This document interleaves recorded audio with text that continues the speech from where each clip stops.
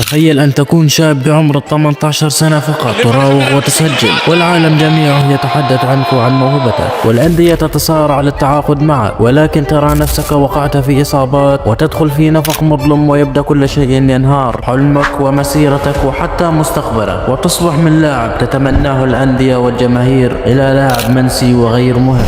السلام عليكم، اليوم راح نحكي عن 5 مواهب انفجرت وادهلت العالم، أو كان ممكن يصبحوا أساطير في كرة القدم، لكن دمرتهم الإصابات وضغط الشهرة والقرارات الغلط. في المركز الخامس ألكسندر باتو. ولد ألكسندر رودريغيز دا سيلفا المعروف بباتو في 2 سبتمبر 1989 في مدينة باتو برانكو البرازيلية، وهي سبب لقبه بباتو. بدأ مسيرته في نادي انترناسيونال البرازيلي. كان باتو صغير بالسن، لكن مهاراته كانت خرافية. كان يملك السرعة والمهارات والتسديدات الدقيقة. في عام 2006 قاد نادي انترناسيونال للفوز بكأس العالم للأندية فيفا. يتم اكتشاف موهبته من قبل كبار الأندية الأوروبية بسرعة. ما لفت أنظار الأندية هو أن عمره 17 سنة فقط، ليصبح سريعا حديث الصحف والجماهير حول العالم. انتقل باتو إلى ميلان عام 2007 وكان عمره 17 سنة فقط، ولم يلعب إلا في يناير 2008 بسبب قوانين العمر للأجانب. وفي أول مباراة له ضد نابولي سجل هدف وأثبت نفسه بقوة. في أول نصف موسم له سجل 9 أهداف في الدوري الإيطالي. أرقامه مع ميلان ما بين 2007 و2010 كانت إعجازية مقارنة بعمره، حيث سجل أكثر من 50 هدف في كل البطولات بما فيها دوري أبطال أوروبا، وأيضا أثبت نفسه ضد أكبر الفرق الأوروبية مثل يوفنتوس وبرشلونة، ما جعل الصحافة الأوروبية تلقبه سريعا بأنه خليفة رونالدو الظاهرة. وكان مرشح للفوز بالكرة الذهبية رغم صغر سنه. بعد مواسم أثبت فيها وفرض نفسه للعالم، بدأت الإصابات في تدميره، حيث أصيب في الركبة والكاحل، وتعرض لأكبر إصابة عام 2010 اللي أبعدته عن الملاعب لفترة طويلة. بعد 2010 بدأ مستواه يتراجع تدريجيا وقلت مشاركاته ومساهماته، حيث أن من 2011 إلى 2013 كانت أرقامه أقل بكثير مقارنة ببداياته،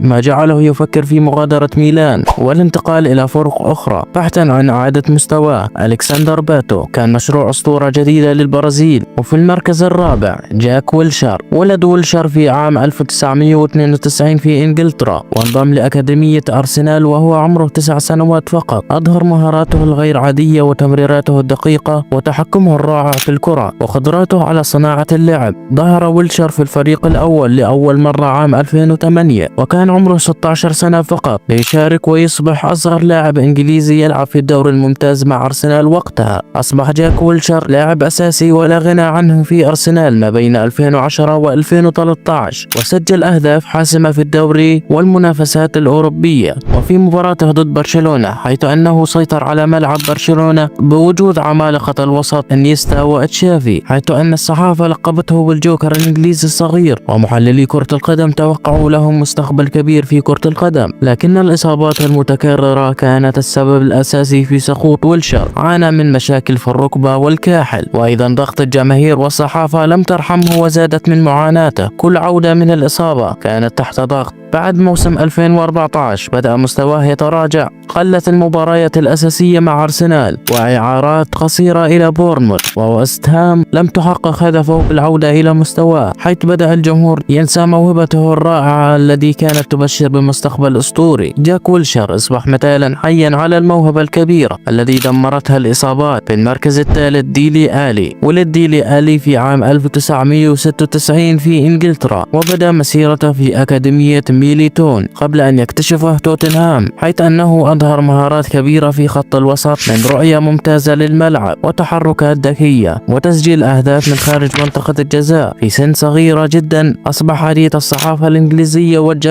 والجماهير لقبته بالموهبة الذهبية لتوتنهام. صعد الفريق الأول لتوتنهام عام 2014 وكان عمره 18 سنة فقط. بين 2015 و2018 أصبح أحد أعمدة الفريق للمدرب ماوريسيو بوتشينو، وكانت أرقامه مذهلة، حيث سجل أكثر من 20 هدف وصنع 15 تمريرة حاسمة في موسم كامل. أرقامه ساعدت توتنهام في المنافسة على المراتب العليا في الدوري الإنجليزي ودوري أبطال أوروبا.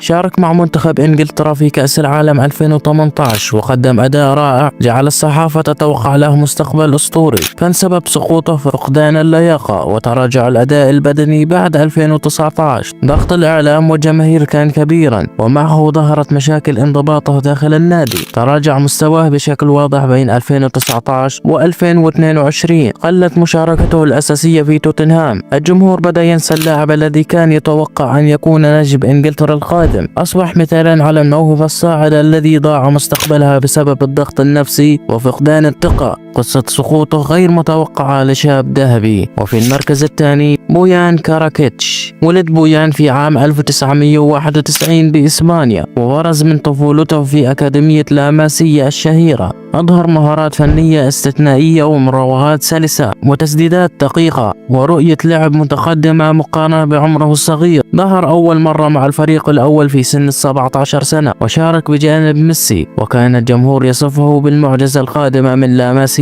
بين 2007 و2008 أصبح أحد الوجوه الواعدة لبرشلونة، وسجل أكثر من 20 هدف في البطولات الرسمية بما في ذلك دوري أبطال أوروبا. الصحافة الإسبانية قارنت بينه وبين ميسي واعتبرته مشروع أسطورة قادمة للنادي. بعد مغادرة برشلونة لم يعد يحظى بالاستقرار. موسمه مع روما وميلان لم يحقق النجاح المتوقع. الجماهير لم تعد تتحدث عنه كما كان في السابق. أصبح مثالا على طفل معجزة لم تتح له الظروف والضغوط أن يحقق النجاح المتوقع. بويان كاراكيتش من معجزة لاماسيا التي كانت تبشر بأسطورة كبرى إلى لاعب ضائع. في المركز الأول إنسو فاتي. ولد إنسو فاتي في عام 2002 في غينا بيساو، وانتقل إلى إسبانيا وهو صغير وانضم لأكاديمية لاماسيا الشهيرة. ظهر مع الفريق الأول في عمر 16 سنة فقط، وأصبح أصغر لاعب يسجل لفريق برشلونة في دوري أبطال أوروبا بين 2019 و2021.